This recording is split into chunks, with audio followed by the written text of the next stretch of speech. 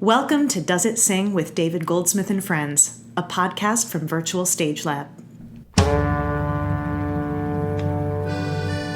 Our chers lovers of musicals, it is with deepest pride and greatest pleasure that we welcome you to our humble podcast. And now, we invite you to relax, pull up a chair, and ask yourself these three basic questions.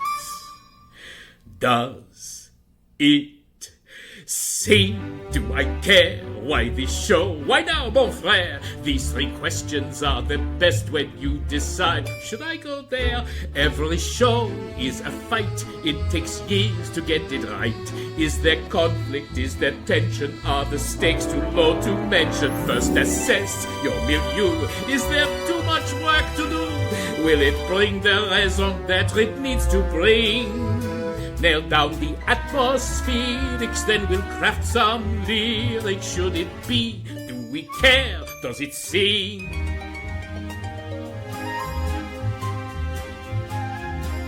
Okay, welcome, as John Oliver would say, to Does It Sing?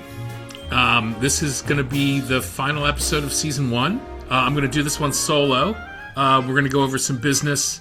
And we're going to talk Wicked. Yep. We're going to talk craft of Wicked through one song. And it's a series of opinions I've held for, 22 years. So here they go. And I love Wicked, and I love Stephen Schwartz, and we're going to talk about that.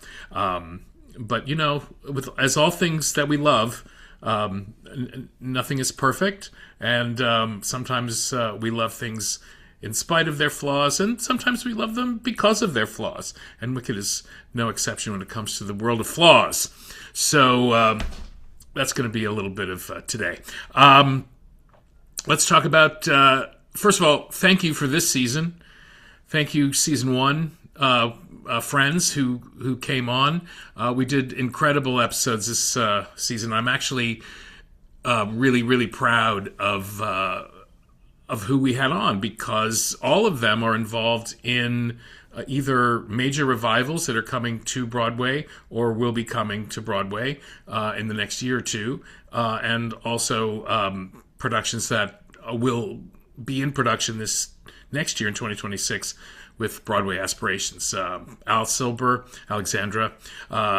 came in and did 2 episodes for us on the BRIGADOON revival that she has written a new book for, that has been approved, as you know, by the Arthur Lawrence Estate, that will be at the Pasadena Playhouse next spring. It is a spectacular revision. I've read it. I've kept up with it. Al's been sharing it with me through its development process, and I strongly commend it to you if you're in Pasadena. But I have every belief that it's going to have a life well beyond that. We did 2 episodes more or less on that. Did 2 episodes with Dick Scanlan, whose Thoroughly Modern Millie with Janine Tesori is going to be, at least I know, in workshop in January, because my wife Bryonha will be a part of that. That's all been settled. There will be more announcements about Thoroughly Modern Millie, but that is also coming back in some form. And I have also been privileged to experience the latest iterations of that project, and boy, is that in good shape. Very happy to say. And then, then I had Stephen Flaherty. Yeah, then I had Stephen Flaherty, who's back on Broadway right now with Ragtime. We had 2 incredible episodes discussing the LORAX, and which is, probably my favorite piece of musical theater material of the last 25 years, which brings me to another subject I'll get to in a moment, and also the prologue of Ragtime, which is probably before that the greatest piece of musical theater writing in the previous preceding decade to the beginning of this century. And we had an incredible two-part conversation there, and then the great Zina Goldrich of Zina Goldrich and Marcy Heisler, and I had a great conversation, went over 2 episodes, and you'll want to check that out because her production of Ever After is coming to the Phoenix Theater Company in 2026, and will be hopefully proceeding beyond there, because I've also been privileged to hear and read that material, and it's also in the shape of its life. So all very exciting developments. A little bit of housekeeping for next season. We were scheduled to have Lynn Ahrens, as you may have remembered I mentioned. Lynn's schedule became understandably complex to figure out around the holidays, so she will be a carryover to season 2. And her work in the revival of Damn Yankees that was at Arena Stage, also featuring my wife Bryonha, was extraordinary, and I am going to be talking to her about the process of rewriting and writing new reprises to take Damn Yankees from a not producible show anymore to something that I am certain is going to be a huge hit in a year from now. And her work with Doug Wright and Will Power, the book writers of the revision of Damn Yankees, was truly revelatory. And I saw that production at Arena 5 times. Because I'm a fan of my wife. Getting used to it. And thoroughly enjoyed it more and more each time. And in no small part due to Lynn's work in that. And she has assured me that, in spite of the fact that she doesn't believe she has anything, to impart about process, but I assured her that what she has to say about writing for the musical theater is essential and needs to be heard. And so she'll be with me in season 2. Also for next season, we will have David Javerbaum, who is another great lyricist who also is working with Zina Goldrich on a show that I've also been a part of in a very odd way as a performer. Because I may have mentioned whenever Zina can't find, the person that she wants, that she's available, that is available, she calls me, and I'll go to the 54 Below or wherever it is, and I'll sing one of their songs. And this happened with the show she's working on with David. So David and I met in the process of me croaking out his material, which is really extraordinary material as well. David, as you know, was one of the head writers on the Jon Stewart's The Daily Show for many years. Also was the lyricist of the Broadway musical Crybaby back in the day, which I believe is the 90s, if that's the day. No? Well, by the time we get him on, we'll have all that sorted out. But David is a brilliant parody lyricist, which is a very difficult thing to do, and something very close to my heart, because I think it's a very specific type of skill, and it is often done very badly, especially by comedy writers who believe they are lyricists. CF, the Stephen Colbert Show. I mean, whoever that guy is on the late night show that thinks that he can write parody lyrics, that you have to have a bouncing ball and the words on the screen to understand because they're so incredibly poorly crafted. I would really like that person, whoever he is, to sit in another room and think about what he's done.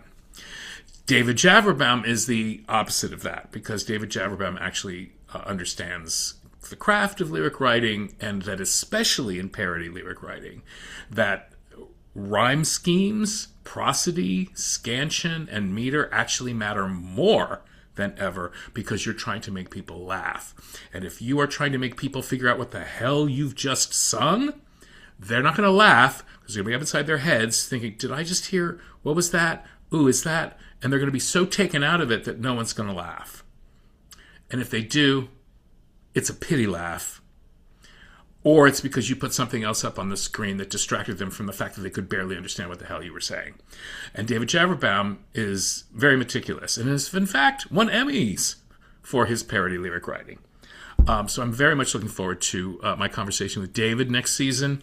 So that's a pretty good start. David Javerbaum, Lynn Ahrens. I've got a couple of other people I'm going to bug. I think they're going to say yes.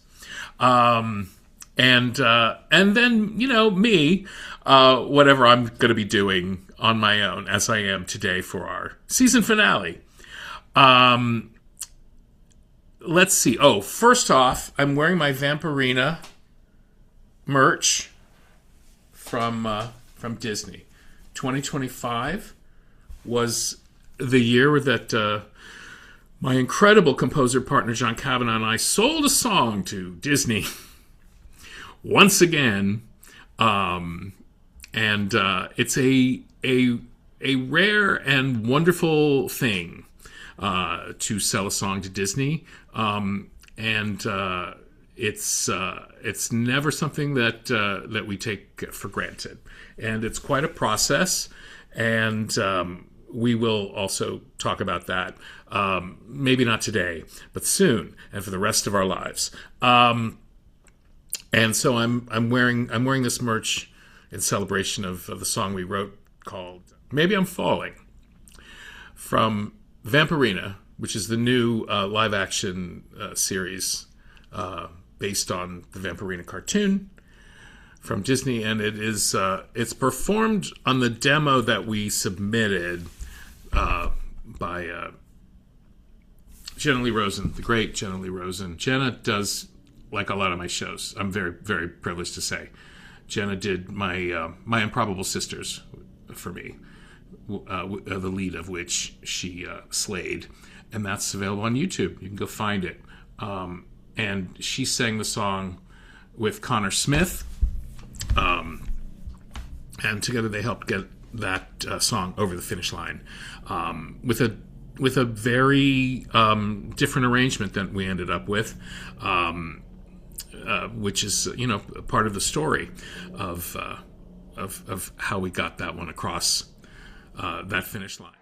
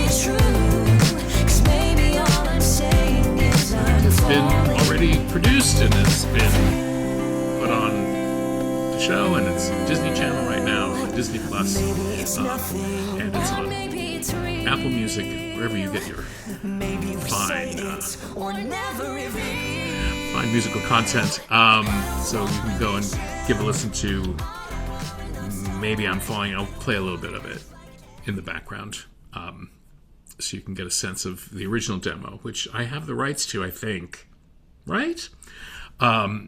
So that happened in 2025, so yay.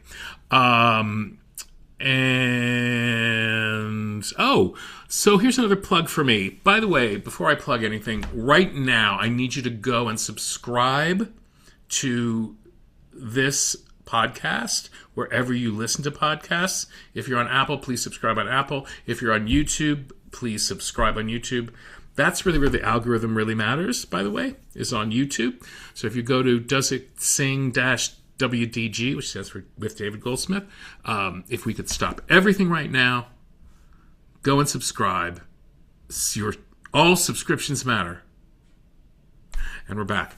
Okay, thanks. And And what was I talking about? Oh, so another plug is for me is there's going to be a movie coming out called Christmas Karma by the director, written and directed by the director-writer Glinda Chana, who wrote, among other many other things, Bend It Like Beckham, which many of you may be fans of, that original film.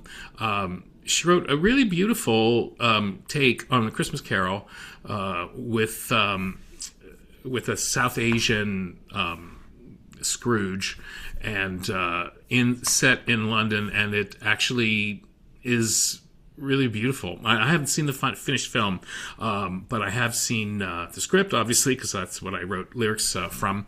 I wrote some songs for that movie with the great Gary Barlow and some other wonderful composers that Glinda knew and knows that are, really, really talented people. And I got to do a lot of great work on that I'm really super proud of. And that movie's coming out for Christmas.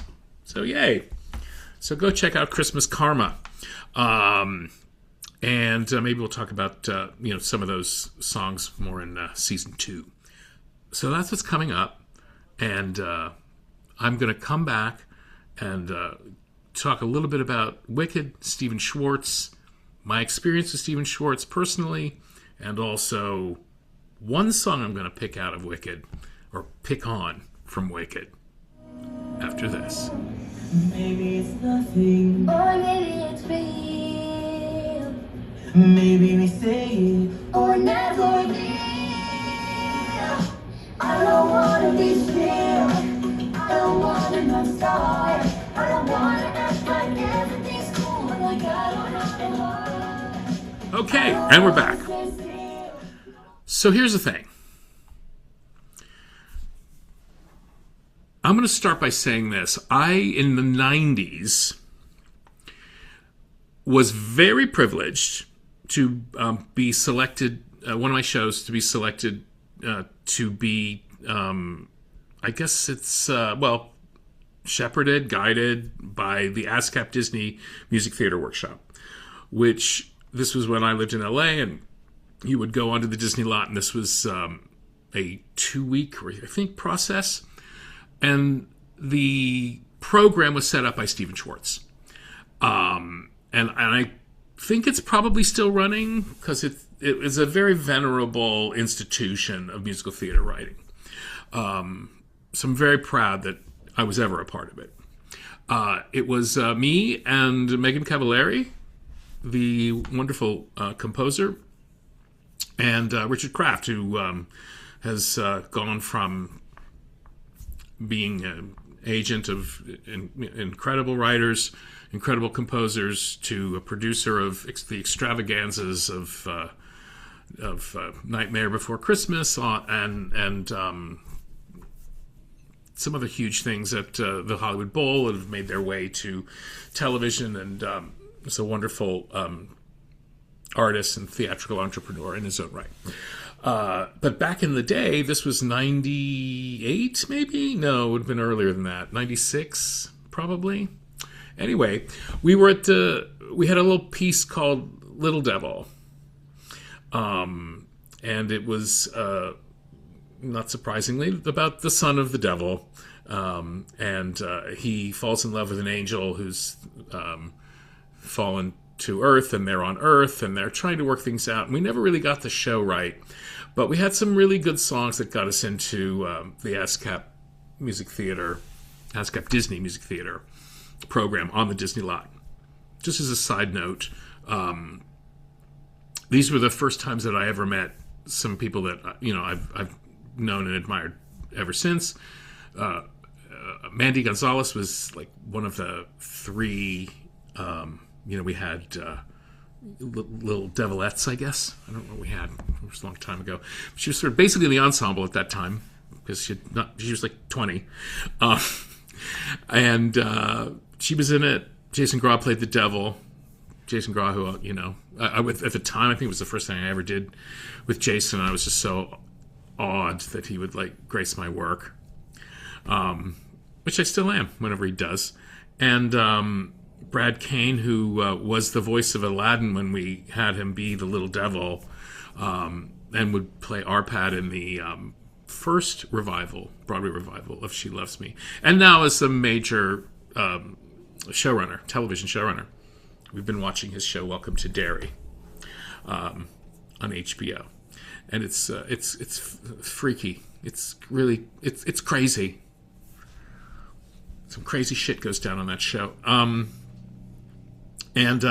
So we were all in there. Oh, and also, I'm going to say this: at the time, 800-pound gorilla in the room, the very slight and unassuming Susan Egan, who had just done Beauty and the Beast and was Belle, and took us aside in a room and it had us work on her role as the girlfriend of the devil, and it ended up being a show about the girlfriend of the devil, because that's going to happen when you're a young writer.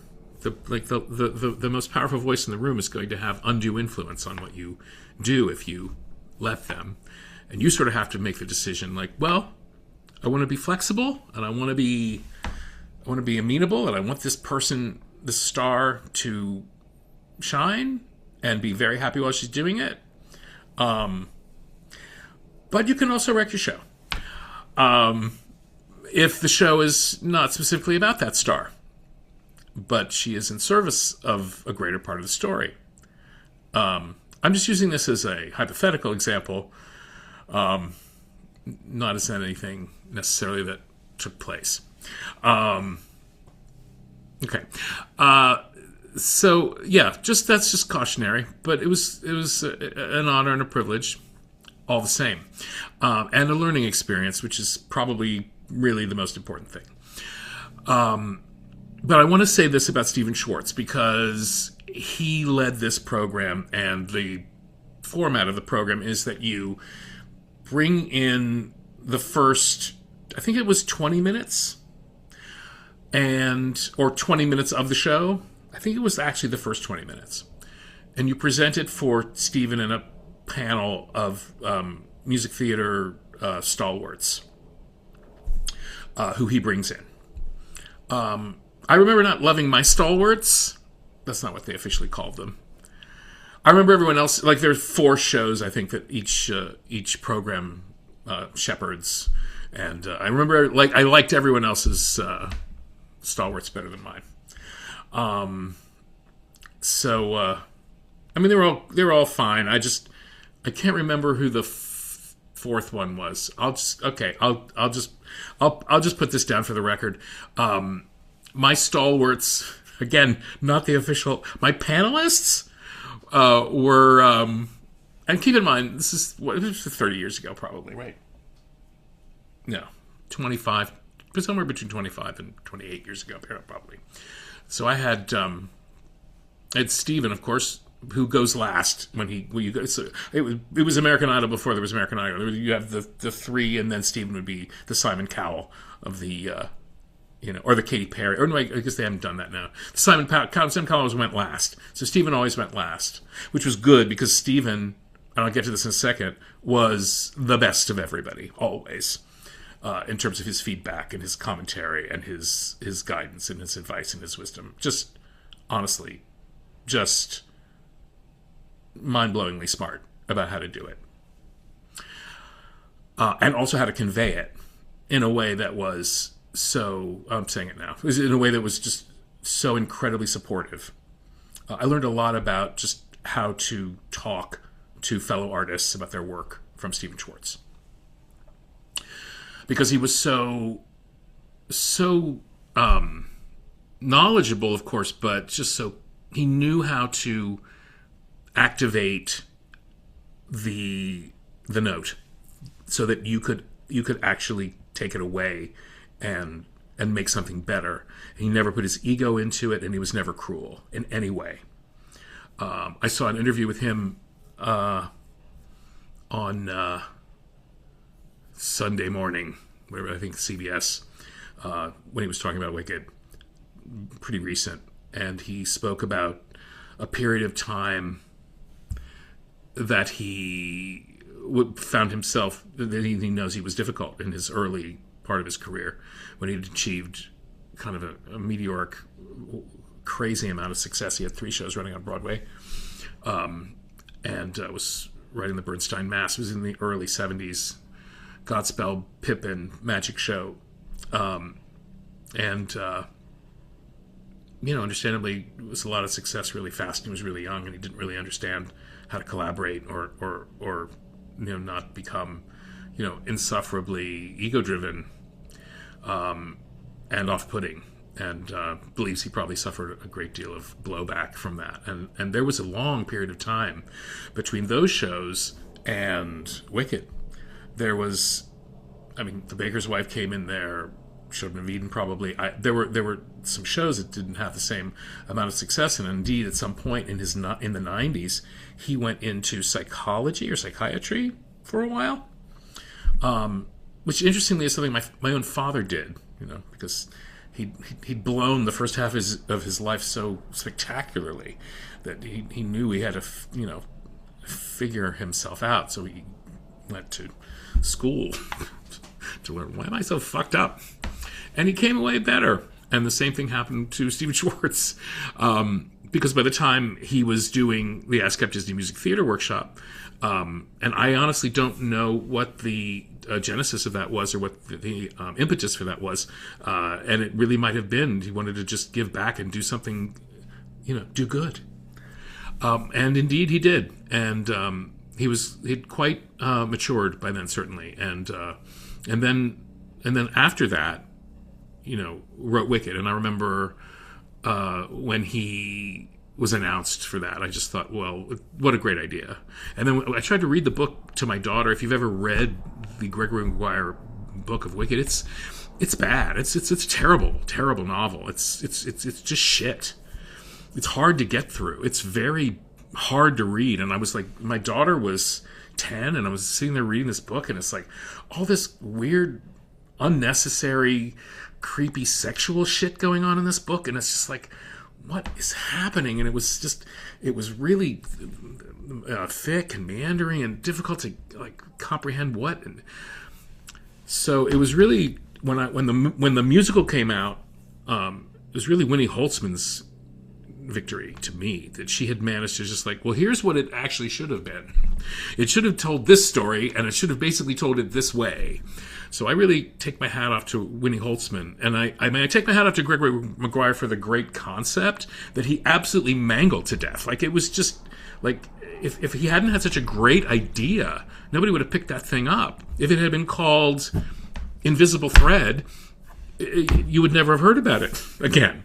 But it was a great premise, and he executed just enough good ideas in it to actually be able to have it handed over to a really great writer like Winnie Holzman, who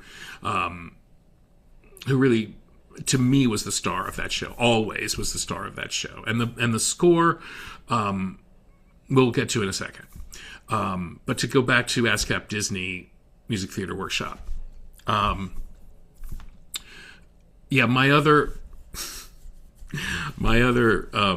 panelists were Alan Bergman, who was with his wife Marilyn, was a kind of legendary songwriter, and I have much more respect for him now than I actually did at the time. At the time, I just found him to be kind of a sappy pop writer of stale, old-fashioned songs. When I go back and look at them now, there's actually a lot more craft there in the Bergmans' work than I gave them credit for at the time. And I remember Alan Bergman being really lovely and really supportive and really positive, and he didn't have a lot of observations for me, but that's okay. The one I will say, and I'm sorry if I try not to do any snark here, but as long as we're going through it, I will say that it was Dean Pitchford who was my other panelist, and his note, which I'll never forget, was, the lyrics are clever, almost too clever. And I remember, and he, in retrospect, he had a point, there was more showiness about craft than there was substance, which was really a story problem and a book problem, which were problems we never really solved. And that reflected itself in the lyrics, because the lyrics then had to actually be showy or to kind of, have a reason for being. But cleverness and showiness is never a reason enough for being. So I'm going to give Dean Pitchford all of that. But on the other hand, Dean's note to me was, the lyrics are clever. Perhaps too clever. And I remember thinking in that moment, what is too clever for the man who rhymed footloose and shoes? And I kind of never got past that until now. And now it's fine. So, Dean, wherever you are, thank you. So, I just want to say that whatever I say about Stephen Schwartz's work in Wicked, which I by and large think is successful, I think obviously some moments are more successful than others. I want to just say that, put that through the lens of how much I admire him. And I do admire him as a composer, and I do admire him as a lyricist for the most part, I would say, but I certainly admire him as a human being, as a teacher, as an advocate for, for writers and for the craft itself.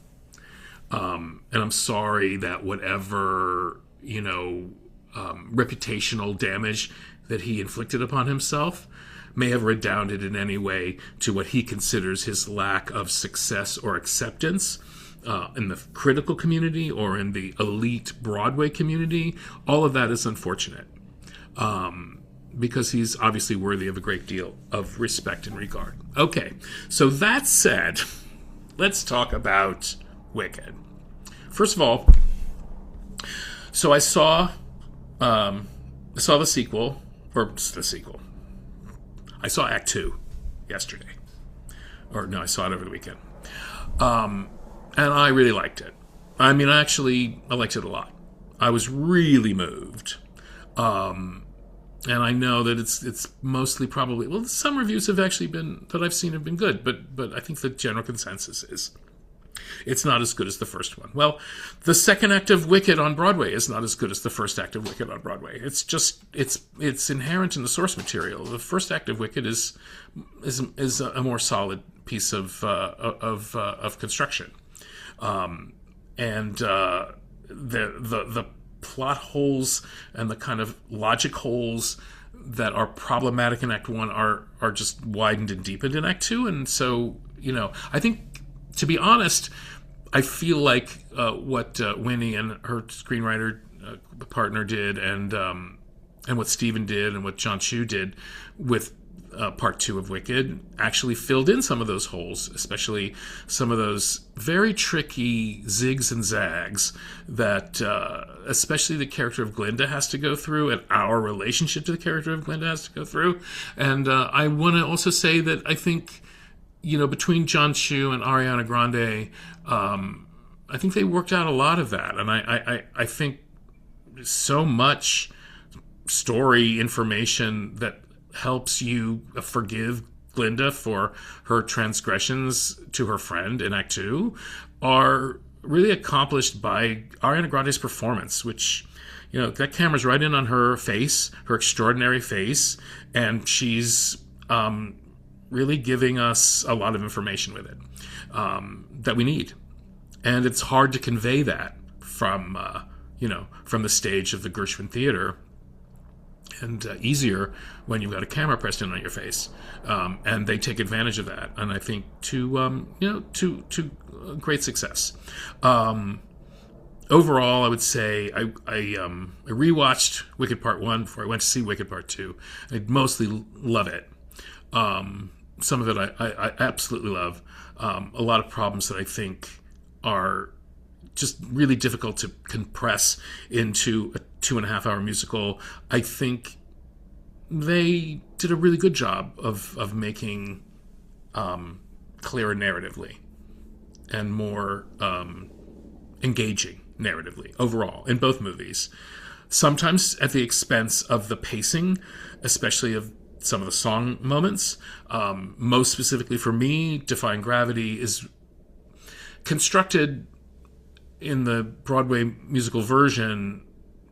Not only is it constructed as tightly as it's actually not constructed tightly, not really at all, but to add more explanations and holes to it, and to break away and have a scene of her falling and seeing her young self in the movie, and then reprising the ending moments a second time before the end of the act. The pacing of Defying Gravity in the movie is not nearly as effective as it is in the Broadway version, which is also one that we're all sort of like, it's almost like lore. I mean, we know how that thing goes now.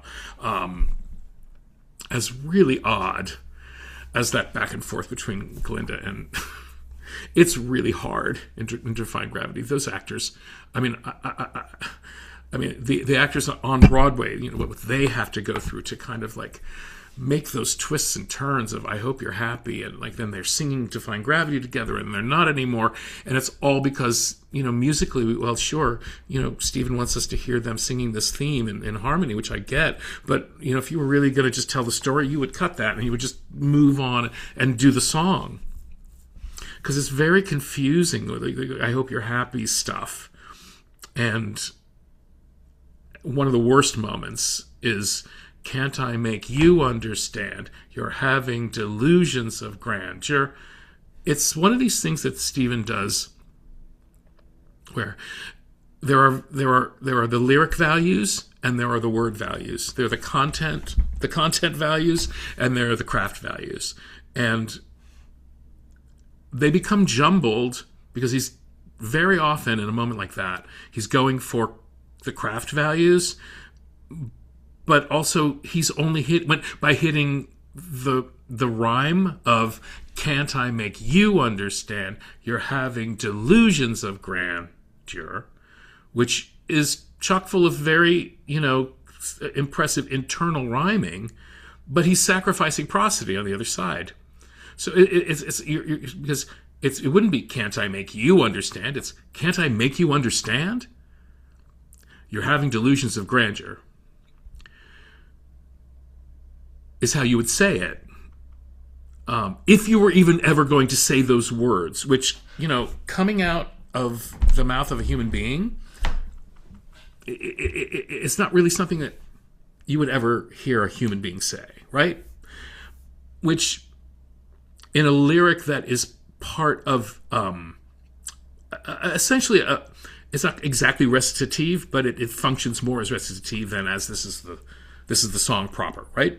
"Can't I make you understand? You're having delusions of grandeur." It's an interstitial moment in between the verses of the songs, right?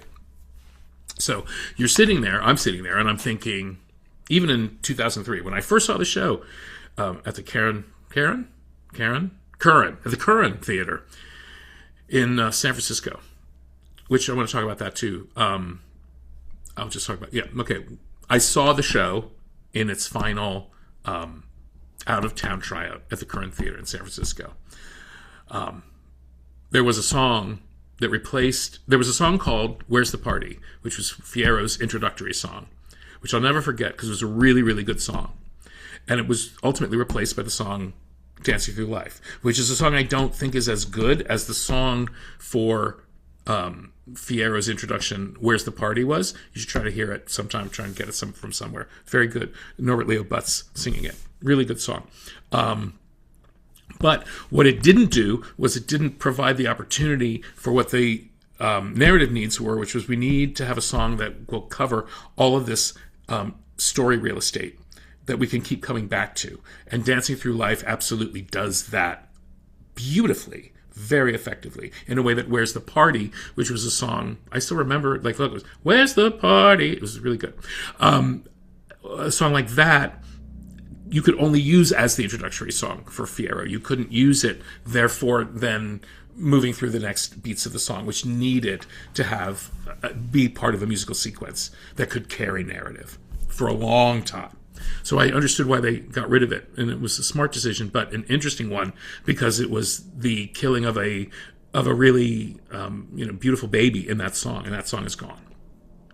Anyway, so now let's go back to Can't I Make You Understand? You're having delusions of grandeur. You understand that I'm impressed by all of this, internal rhyming going on, but I'm also distressed by the fact that it's coming in the offbeats and not where it would be. Also, I'm not sure that I need that information. It's really not great. Like, you're having delusions of grandeur. Okay.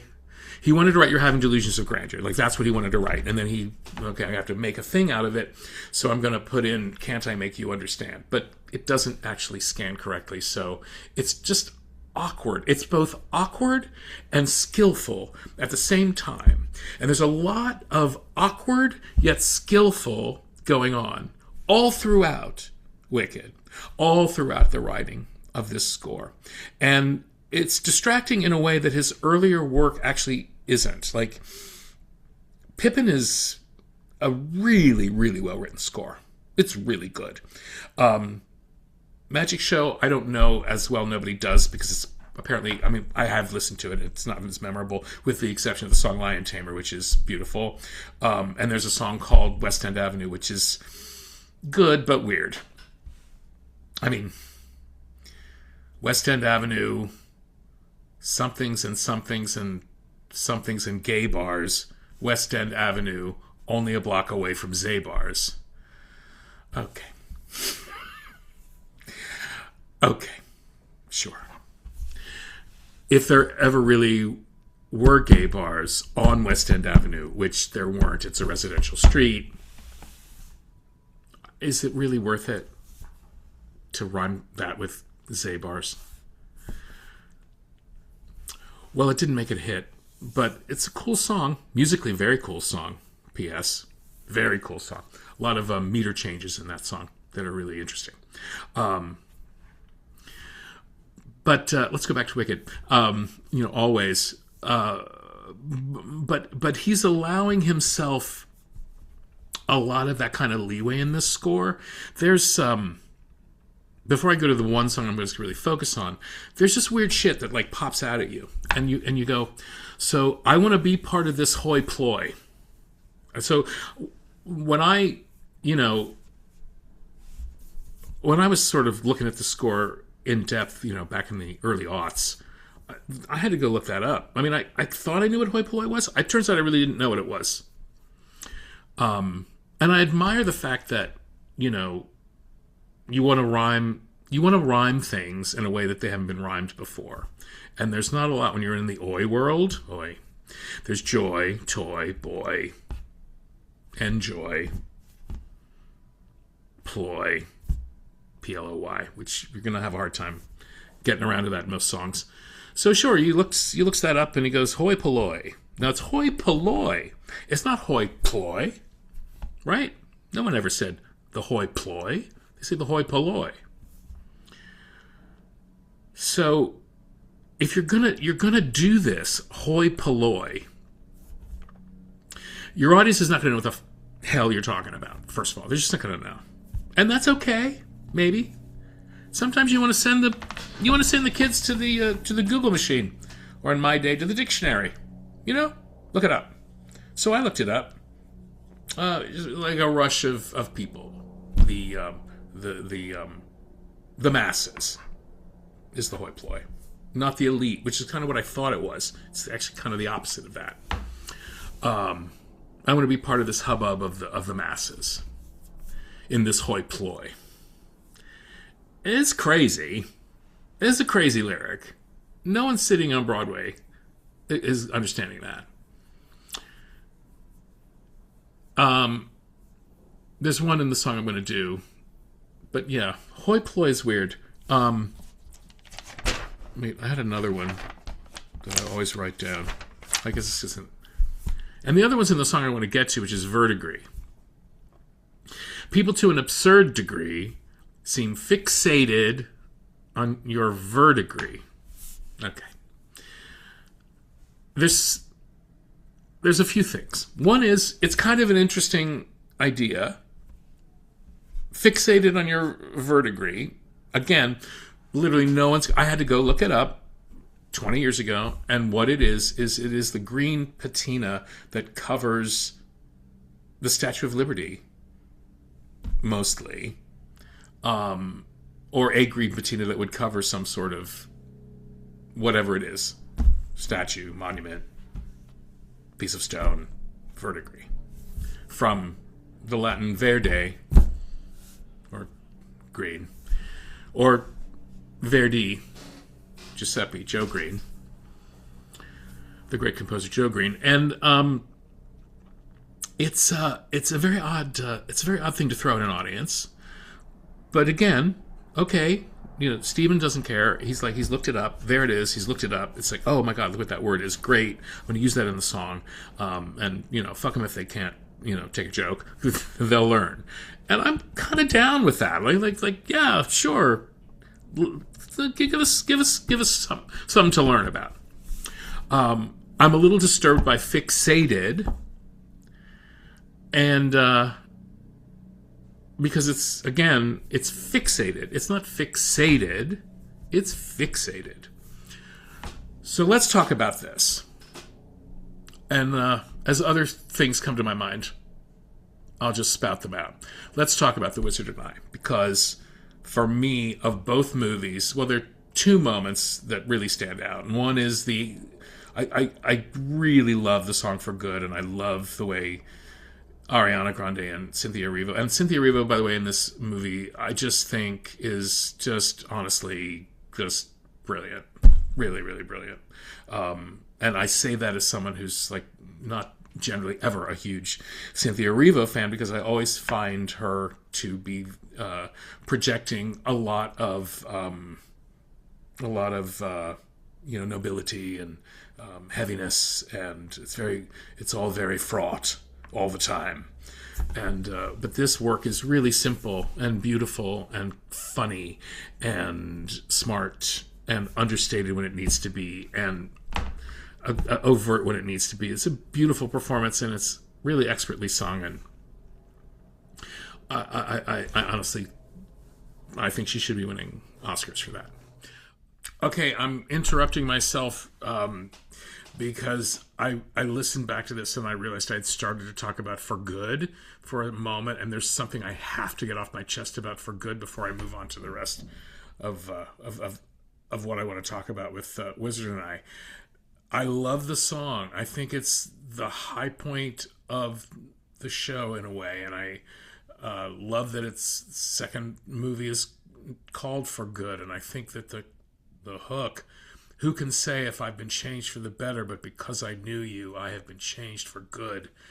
The gorgeous sentiment of that alone, and the double entendre of it, and how good and wicked tie together. It's an absolute masterful summation, lyrically and musically, and it works so beautifully, and it makes me cry every time from the first time I ever heard the song. But I gotta point out, the bridge, the lyrics to the bridge of For Good are unbelievable. They're just, what was he thinking? And just to clear the air, I ask forgiveness for all the things I've done you blame me for. What? I mean, the passive-aggressive, toxic, narcissistic fuck-up of that phrase, all the things I've done you blame me for? So it's not really an apology, is it? You're not really asking forgiveness if you're putting it on them. If you're putting it on Glinda for all the things I've done you blame me for. And it's really tortured and terrible. I mean, wow. It reminded me of another Stephen Schwartz lyric that you only heard if you had the Laserdisc edition of Pocahontas, where another great lyric, Colors of the Wind, Oscar-winning song, the final couplet of which is magnificent. All you'll You can own the earth, and still all you'll own is earth until you can paint with all the colors of the wind. But that wasn't that wasn't the first draft of that lyric. The first draft of that lyric that Stephen Schwartz handed in to Disney was, all the world's an empty hull till you get it through your skull. You can paint with all the colors of the wind. That actually got recorded before it was replaced by, you can own the earth, and still all you'll own is earth until you can paint with colors of the wind. So, as I often say, these masterpieces do not arrive often fully grown and on their horse. That was quite a journey from that couplet to the final couplet of Colors of the Wind. But we have never solved. And just to clear the air, I ask forgiveness for all the things I've done you blame me for. While we're on the subject, just a couple of little nitpicks about Wicked before I get back to the show. Isn't it nice to know that good will conquer evil? The path, we all believe will, by and by, become a lie for you and I. Evil, and you hear Kristen Chenoweth swallowing vul, not saying evil or evil, which is what you really, if you were going to sing it, you would say evil, so that it will end up rhyming with the something we all believe will by and by. It's a stretch. I appreciate the effort, but I also feel the effort. I see the seams. I'm taken out. There's another one in Popular. It's very similar to that, which I like more. It's maybe the flip side of a lot of work that's good because it gets a laugh and it makes sense. Don't be offended by my frank analysis. Think of it as personality dialysis. Now that I've chosen to become a pal, a cis Turand advisor, there's nobody wiser, not when it comes to, back into the chorus, Popular. That's a lot of work, but it all lines up and makes sense, and I understand it the first time I hear it. So for me, that's successful. So the confounding battle between content and form rages on. Now back to the show. The Wizard and I. When she's run into that hill and singing "And I'll Stand There with the Wizard," feeling things I never felt, that's like, to me, of course, this is meant to echo Julie Andrews on the hill singing The Sound of Music, or Belle on the hill singing, her moment at the end of that opening sequence there, and it absolutely is a worthy descendant of those moments, and for all of its homage to those moments, it creates one of its own, and I find it incredibly moving. On the story level, I find it moving. On the character level, and I find it very moving on the historical musical theater level. So for me, also, the music of the song, the driving force of the song. I think Stephen's music in general, for me, if he'll never be a Sondheim, which he really won't ever quite be a Sondheim lyrically, musically, I think he's capable of great invention and emotional intelligence in his music writing. And I think Wizard and I is a great example of that. I'm going to skip over the Madame Morrible part, and let's just talk about this song.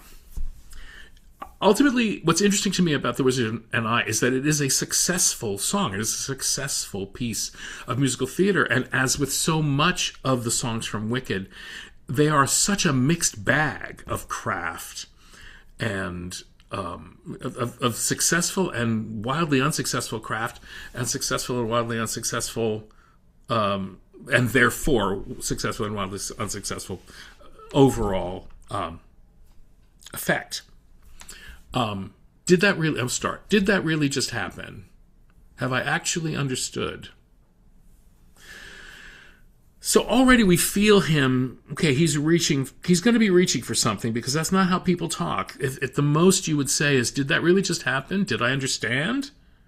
Not, have I actually understood? I'm taking this weird, tense direction for some reason. Probably because I'm going to have to rhyme it later with probably the word good. That's what I would be thinking, and was. This weird quirk I've tried to suppress or hide, great. Internal rhyme is a talent that could, third internal rhyme, or second internal rhyme, from understood, and that's the first why we did understood, that could. Big emphasis on the word could, because we're putting that on a big note. So we're stretching. It is orally pleasing. It's those kinds of hooks into internal rhyming help keep you in the narrative of the lyric, which is good, but also potentially a bit distracting. But you also kind of know where you are, so it's like I'm in a bit of a struggle, but I'm like, okay, I'm buying in so far. Is a talent that could help me meet the wizard. Great. By the way, his continued homage to what came before and Winnie too, and all of the story is really mostly very wonderfully executed, and we're off to meet the wizard. So help me meet the wizard is his his keeping in touch with. Who the fuck wrote the music for The Wizard of Oz? I'm getting old. Harold Arlen. You all know that unlimited, my future is somewhere over the rainbow. Which is wonderful. And what's great about it is that it's the signature theme. It comes from the signature song, and you also wouldn't necessarily know it unless you were told that, and then you go, oh yeah. Kind of like Meredith Willson using Goodnight My Someone as the overarching, or the underpinning, I should say, melody for 76 Trombones. You wouldn't necessarily know that unless someone told you, and then you go, oh yeah. And they're both worthy of both moments. So well done, Stephen. That could help me meet the wizard if I make good, so I'll make good. I'm back in the song now, so I'll make good. Then we're starting this wonderful anticipatory vamp underneath, so I'll make good. When I meet the wizard, great. That's the premise of the song. Great. Once I prove my worth, great. Sure, that's what you've got to do when you meet the wizard, sure. And then I meet the wizard. When I meet the wizard, once I prove my worth, and then I meet the wizard. Okay, going back and forth, but okay. What I've waited for since birth. So every time you saddle the actor who has to sing what I've waited for since birth, you're actually embedding in your work the need for the actor to fix your work, right? This is why you've doubled the word since, officially. What I've waited for since birth. Because it's not true. When you're born, you don't know about the wizard. So, like, the earliest you would have really wanted to meet the wizard would have been, 3, 4, if you're lucky. So it requires the actor to then go, since birth, or some shitty version of that. And almost no one I've ever heard do that song kind of can make that moment work. Because it's bullshit, right? They all do fine. They all do the best they can. But it's not a favor. He's not doing them a favor. It's not actor proof, and it's not true. So it's a stretch. And you're having to do a lot of work about like, well, it feels like it's since birth because I love it so much and I want it so much.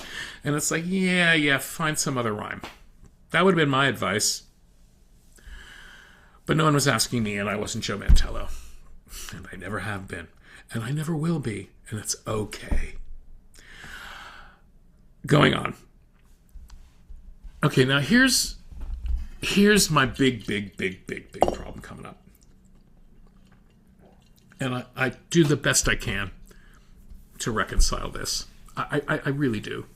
And it's really hard. But here it is. And then I meet the wizard, what I've waited for since birth. Okay. And with all his wizard wisdom, fine, by my looks, he won't be blinded. Okay, I have a huge question here, and it's going to keep coming up in this song, this very successful song. Why are we reversing clauses? Why are we doing that? It's terrible.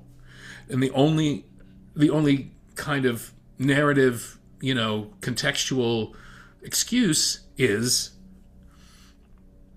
because they're in Oz, or because you're using words like, stultifying and delicious-fishing, and, which is, okay, cool, but that's not really Elphaba's language. That's Madame Morrible's language. That's the language of Shiz Academy. She's not yet really in Shiz Academy, and she's reversing clauses all the time in a way that even in Shiz Academy we're not really doing, and we're reversing clauses so that we can get to these rhymes, and sometimes these rhymes aren't that much worth getting to. So why am I saying by my looks he won't be blinded when the sentence would be he won't be blinded by my looks? By my looks he won't be blinded? Is she Yoda? What's happening? Do you think the wizard is dumb? Or like Munchkin, so small-minded? No. Okay. I'll let that go. However, Munchkins are small, but are they small-minded? Has that been established ever? Dunno. Sounds like a bit of an insult. From a character standpoint, it's going to be something that Elphaba, for us, is going to have to kind of hurdle back over. We're going to have to kind of subliminally forgive her for, like, slamming the Munchkins for being not only small, which they are and can't help that, but also small-minded, which they could help by just educating themselves, which by any indication they certainly have. That the mayor of Munchkinland is any more small-minded than the Wizard of Oz. We don't know. Bit of a knock. Not sure it's warranted. Elfie. But okay. He'll say to me, I see who you truly are. Again, a girl on whom I can rely. Okay. Well, what you would say is, I see who you truly are. A girl I can rely on. So a girl on whom I can rely is a bit tortured, but I'm going to give you this one because you're quoting the wizard. And maybe to you, that sounds lofty. A lofty way of expressing yourself. Like if he were Yoda. But I'm having to do a lot of work to get through this for you, Elfie. But the music is so good, and the story's so good, and your performance is so good that I'm going to do it. I'm going to make the effort. I'm going to go for you, and for me, because I want to enjoy myself, especially for this $185 ticket I'm sitting here having spent. Okay? But it's a lot of work. Okay, here we go. And that's how we'll begin The Wizard and I. So I know that you did rely for The Wizard and I. Cool. Second verse. Once I'm with the wizard, my whole life will change. So that to me is like, you know, he's sitting behind that piano, he's got a sketch pad up there, and like, what do I want her to sing in the second verse? I want her to sing Once I'm with the Wizard, which is a progression from when I meet the wizard. Once I'm with the wizard, yes. My whole life will change, yes. Simple, pure, clear, the next step in the storytelling of the song, perfect. Because once you're with the wizard, no one thinks you're strange. Great. Tells me about character. She feels strange. They're not the most revolutionary rhymes in the world, but it's okay because the story is giving exactly what I needed to give, when I needed to give it. Perfect. And the music is perfect. It is a development, orchestrationally, is that a word? Orchestrally, arrangement-wise, we're building on the first verse. So the song is providing an inherent momentum, and I'm feeling it viscerally, and it's working beautifully.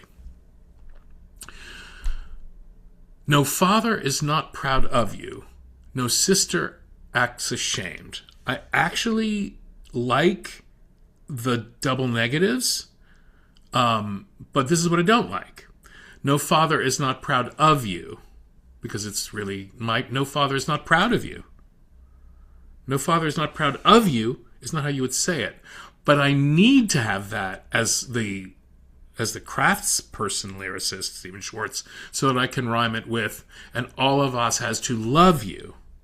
And again, we're reverse clausing. When by the wizard you're acclaimed, as opposed to just saying, when you're acclaimed by the wizard, which is what you would say. So there's, again, the best and worst of all possible worlds in these 4 lines.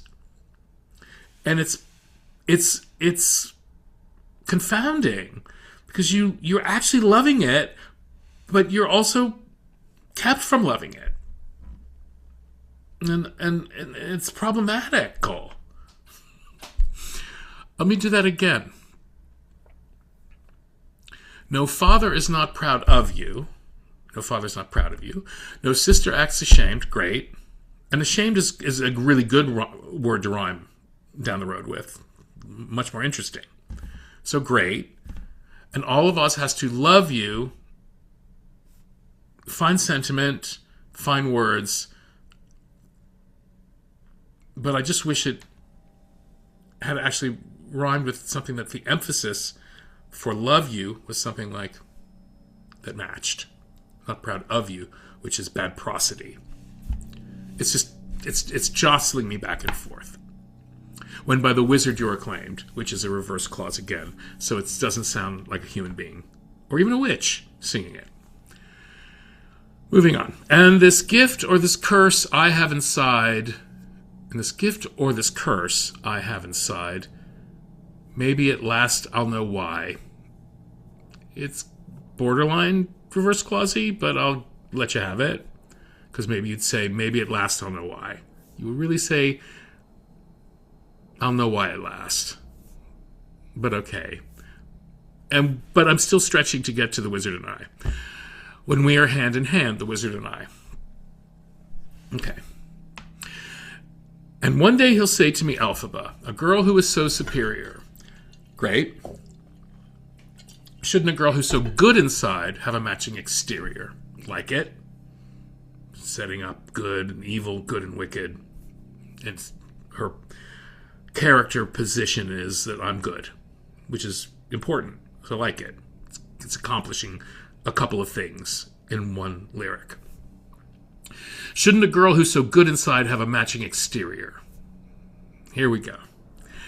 And since folks here to an absurd degree, I'm not even sure how that scans right now. And since folks here, is that it? And since folks here too, which is awkward, but it's okay. And since folks here to an absurd degree seem fixated on your ver degree, we talked about this.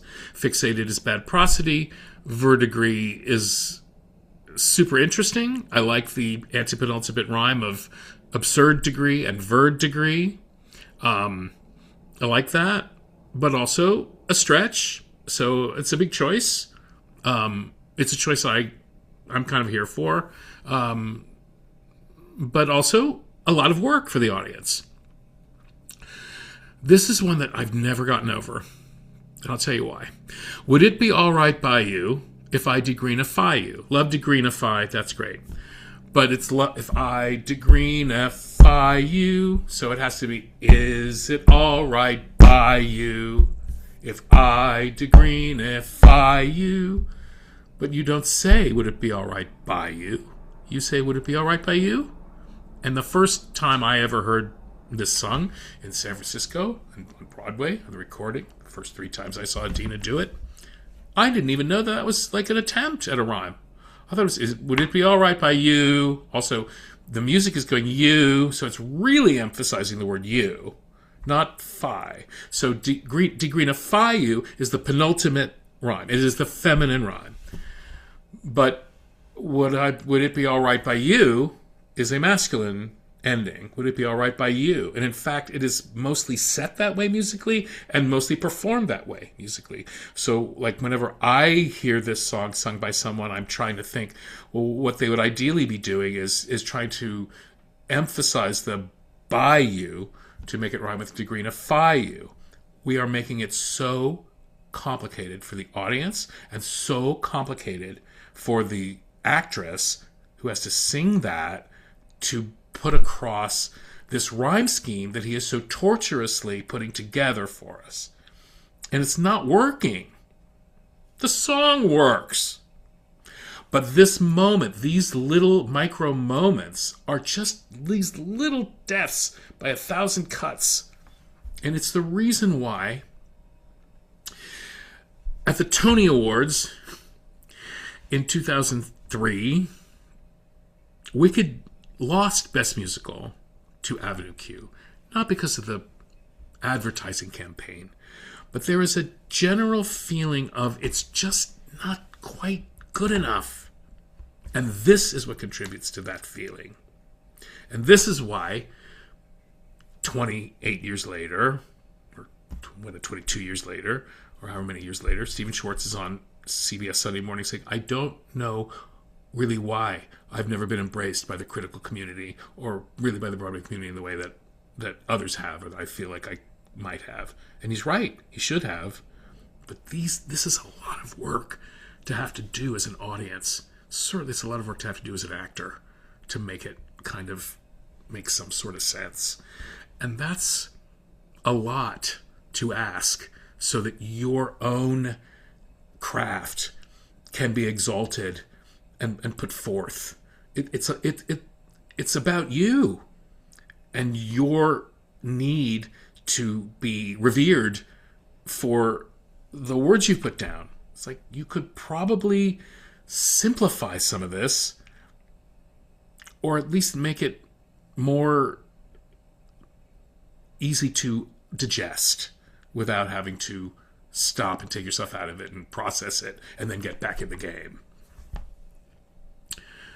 Of course that's, and though of course that's not important to me, all right, why not? I'll reply, oh, what a pair will be, the Wizard and I. Then we go into Unlimited, My Future is Unlimited, and I've just had a vision almost like a prophecy. Oh, that's wonderful, and the music is spectacular. It's like if I'm a backer, you know, in 2001 or whatever, and I'm listening to this show, and I am already like basically I've got my checkbook open because of the idea. It's so great, and because it's, you know, Winnie Holzman, who wrote one of my favorite shows, My So-Called Life, and Stephen Schwartz. I'm like, I'm ready to sign. But when I hear Unlimited, My Future is Unlimited, I'm like, that's where I sign. And it's in this I Want song, in this really important moment. And I've just had a vision almost like a prophecy. Okay? I know it sounds truly crazy and true the vision's hazy. We're just vamping here, right? Okay? We don't need either of those lines. But I swear someday there'll be a celebration throughout Oz that's all to do with me. Great. So the lyrics are fine. We all, of course, we're sitting there with the lore of what this can and can't mean. And I appreciate the threading of the needle that is necessary for Elphaba to be... She's having a vision of a moment that she needs to interpret as something great and celebratory, but is actually something terrible and life-threatening for her. And she doesn't know that, but we do. So, well-threaded, a bit tortured, but well-threaded. I'm going to go with it. And I'll stand there with the wizard. This is amazing. Feeling things I've never felt. And though I'd never show it, I'd be so happy I could melt. Wonderful. And obviously we understand the parallel to the story, which she doesn't yet understand. And there's actually, in this context, something very delicious about us having this omniscient knowledge of what the story is going to do and all of that. And she doesn't. Because it gives us a marker for clocking when that is going to change. And it actually changes in a great way in Wicked. Because the moment in Act 2 when they say, her spirit is so unclean, pure water can melt her. And then beautifully, I believe it's Elphaba and Fiera can confer with each other about these people will believe anything, any propaganda. All of this is beautifully seeded throughout the show, and then the way that pays off in the surprise reveal at the end, and how that's all connected. That is great musical theater, structural writing and rhyming, and by rhyming I mean narrative rhyming, seeding an iconic moment from that American lore and using that to create story, narrative, point of view, and suspense and resolution. That's why Wicked is a leviathan. Like, that's why Wicked is a monster hit, because of that kind of writing and that kind of foresight. It never ever gets any better than the thread of the melting from this moment to the end of the show. It's really impeccable craft on every level. And so it will be for the rest of my life, and I'll want nothing else till I die. Held in such high esteem, when people see me, they will scream. Great. Obviously, wonderful double entendre again, that she's not aware of the other entendre, but will become. For half of Oz's favorite team, the Wizard and I. It ends so well, which is, I guess, a really important lesson. If you end well, it almost doesn't matter what happens before or during that. And again, one of the most satisfying moments in musical theater history, and one of the most complicated at the same time. And not in a great way complicated. And sometimes in a great way complicated, and often not. And yet, here we are, and the evidence is undeniable. And a lot of that evidence has to do with, get yourself a really good idea. Get yourself an idea that sings. Ask yourself those 3 basic questions. Does it sing? Do I care? Why this show? Why now? Wicked has all 3 of those questions answered in spades, and it always has, and it always will. That's season 1 of Does It Sing with David Goldsmith and Friends. Thank you so much for listening. Remember to subscribe, and we'll see you next year. Thank you for joining us for Does It Sing with David Goldsmith and Friends, a podcast from Virtual Stage Lab. Please like, subscribe, and share wherever you get your podcasts. Does It Sing with David Goldsmith and Friends is a production of Virtual Stage Lab. Virtual Stage Lab was founded by Paul Gordon and David Goldsmith to create film captures of original musicals and plays to democratize how theater gets developed, seen, produced, and licensed for production. If you have a particular song, show, or story idea from a musical that you'd like to have David discuss, break down, and analyze whether or not it sings, please contact our Director of Marketing, Melody Munitz, at virtualstagelab@gmail.com. For more information and our catalog of original projects by David Goldsmith, Jane Eyre's Paul Gordon, Disney and Five Women at an Airport's John Cavanaugh, and others, go to www.virtualstagelab.com. Main title parody lyrics written and performed by David Goldsmith. End title music by Paul Gordon from the Gordon and Goldsmith musical My Improbable Sisters, starring Jenna Lee Rosen and Tony Award nominee Jasmine Amy Rogers, now available to stream for free on the Virtual Stage Lab page on YouTube. If you enjoyed what you heard today, please remember to like, comment, share, and most importantly, subscribe to whichever platform you're listening on, especially the David Goldsmith Lyrics page on YouTube. Thank you for listening. Welcome to the community.